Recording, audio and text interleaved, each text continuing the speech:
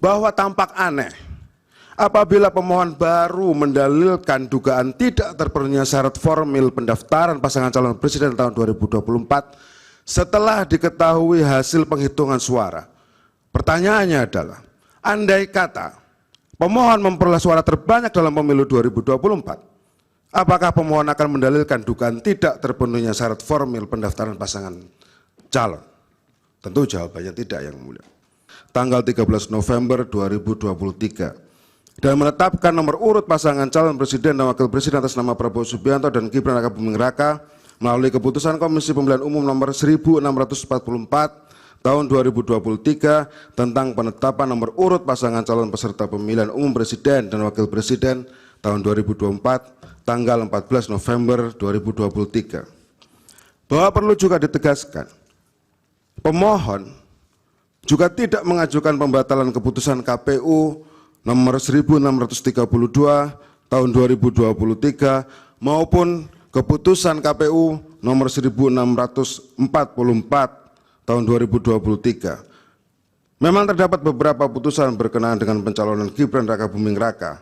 Misalnya putusan nomor 730/BDT PN Jakarta Pusat, tetapi tidak diajukan oleh pemohon, tapi diajukan oleh orang lain, oleh Mardijaya, oleh Ahmad Rizal Robiananta, Agung Tegar Prakoso.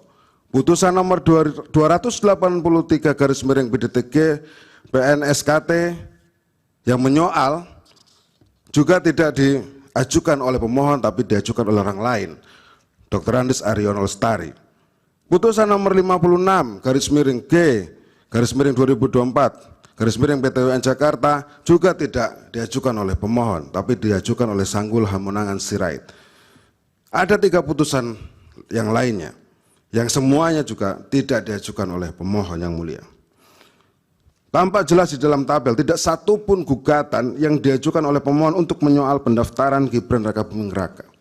Bahwa selanjutnya, andai pun pemohon mendalilkan penetapan pasangan calon wakil presiden nomor urut 2 tidak memenuhi syarat formil, semestinya pemohon melayangkan keberatan.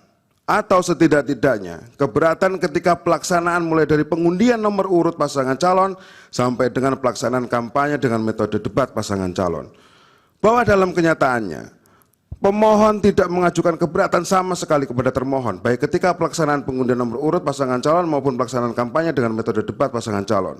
Sebaliknya, pemohon bersama pasangan calon nomor urut 2 mengikuti tahapan pengundian nomor urut dan tahapan kampanye dengan metode debat pasangan calon. Bahkan dalam pelaksanaan kampanye dengan metode debat pasangan calon, pemohon saling melempar pertanyaan, jawaban, serta sanggahan dalam semua kesempatan kampanye dengan metode debat yang difasilitasi oleh termohon.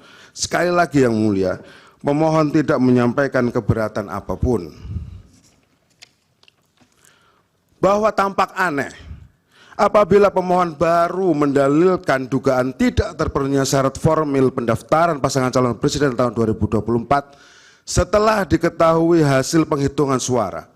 Pertanyaannya adalah, andai kata pemohon memperoleh suara terbanyak dalam pemilu 2024, apakah pemohon akan mendalilkan dugaan tidak terpenuhinya syarat formil pendaftaran pasangan calon?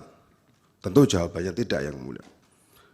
Bahwa berdasarkan semua orang di atas, dalil pemohon yang menuduh termohon sengaja menerima pencalonan pasangan calon nomor urut 2 secara tidak sah dan melanggar hukum menjadi tidak terbukti.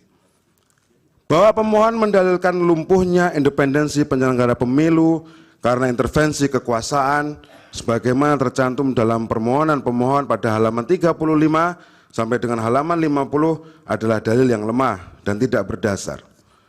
Bahwa penyelenggara pemilu dalam hal ini termohon telah menjalankan penyelenggaraan dan tahapan pemilu dengan mendasarkan pada prinsip-prinsip mandiri, jujur, adil, berkepastian hukum, tertib, terbuka, proporsional, profesional, akuntabel, efektif, efisien, dan aksesibel dengan alasan-alasan sebagai berikut.